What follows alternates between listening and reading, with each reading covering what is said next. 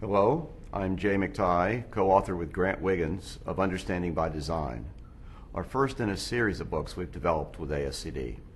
As the title suggests, the book focuses on two big ideas: good design of curriculum, instruction, and assessment, and understanding, or the way in which we as designers can deepen and develop students' understanding of important ideas.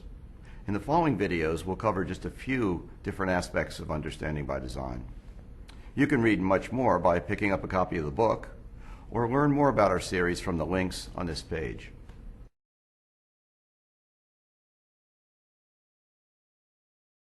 Our focus on understanding suggests that as teachers and curriculum designers, we should focus on the big ideas that we want students to come to understand. This focus on understanding reflects two considerations. Number one, teachers from kindergarten to graduate school face a common problem. There's typically too much content to teach and not enough time to teach it all. A focus on understanding helps us to identify the most important ideas within the disciplines and thus prioritize our teaching. We can't cover it all, but we can concentrate on the larger transferable ideas and frame our teaching around them.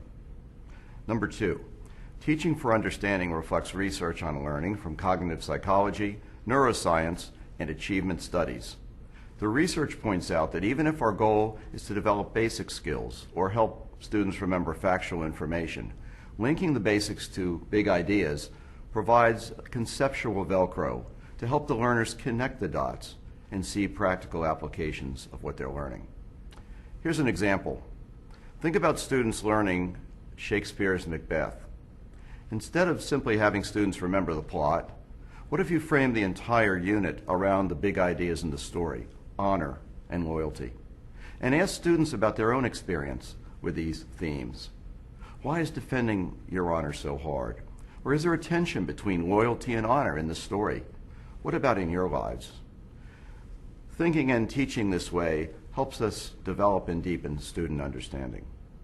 We'll talk more about this in the next section.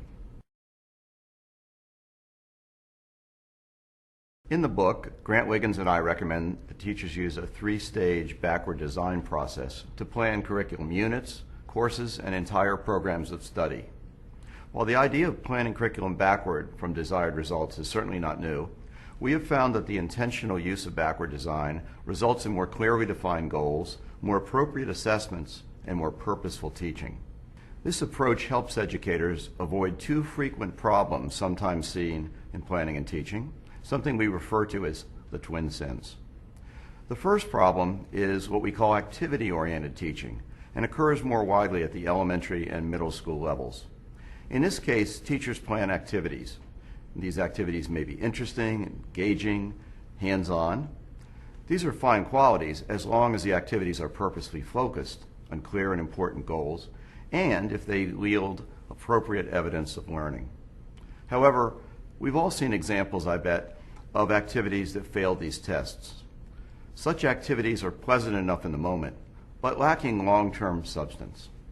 The second sin, more prevalent at the secondary and collegiate levels, goes by the name of coverage. In this case, planning simply involves opening the teacher's edition of a textbook, while teaching equals a process of marching chronologically through the book. While we have no objections to textbooks per se, they should be used as a resource in pursuit of important learning goals, not the syllabus. Teachers who understand and use backward design are more likely to keep the larger aims in mind, plan more purposeful activities, and use the textbooks as a resource, not simply something to cover. We'll explore the three stages of backward design in the videos that follow. To learn more about backward design, you can pick up a copy of our book, Understanding by Design, from ASCD.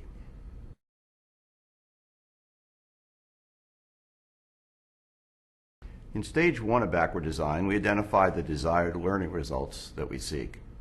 Here we examine established goals, including content standards from national, state, provincial, or district documents, and related goals such as 21st century skills or those from our district or school mission. Since there's typically more content that can be reasonably addressed within available time, we're obliged to make choices and set priorities. To do this, we recommend that content be unpacked to identify the big ideas, concepts, principles, and processes most worth understanding. We then frame these ideas around essential questions to engage student inquiry in order to uncover the content. Finally, we specify the knowledge and skill objectives, the particulars that we want students to know and do. Learn more about essential questions in Stage 1 of the backward design process from our book, Understanding by Design. Next, we'll talk about Stage 2.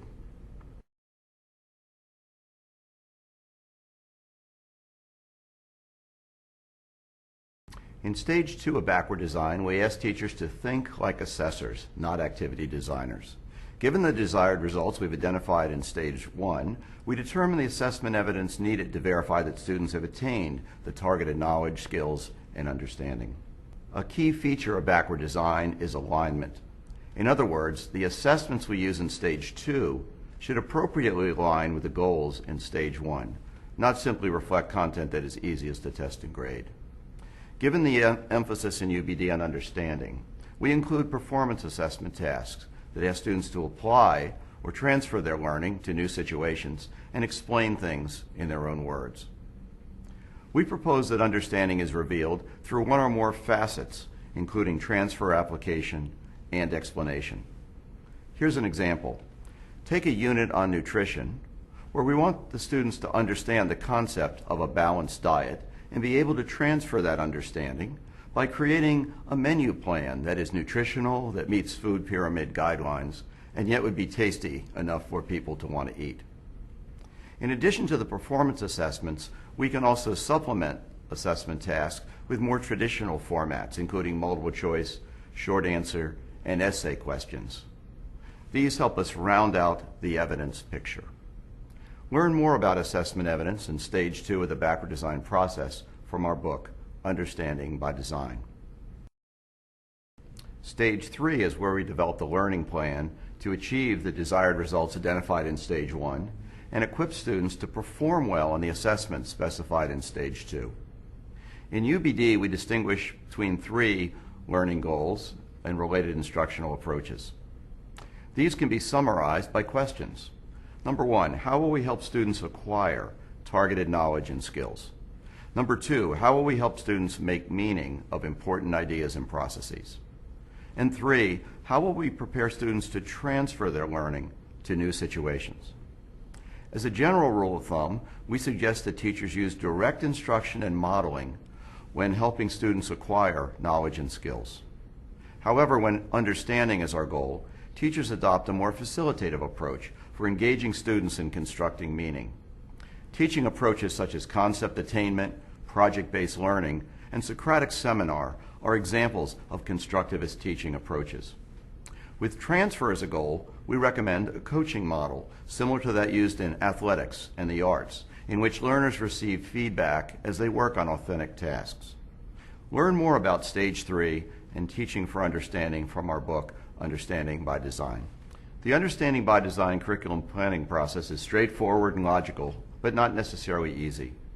Many beginning users have commented on its value, but also on the length of time required to develop a solid UBD unit plan. Thankfully, we don't have to reinvent the wheel for everything we teach. Educators can join the UBD Exchange website to access hundreds of UBD units in all subjects and grades. This enables us to work smarter and more effectively. You can find more information about Understanding by Design from our book, Understanding by Design, from the Professional Development Workbook, and from the UBD Exchange website by following the links on this page.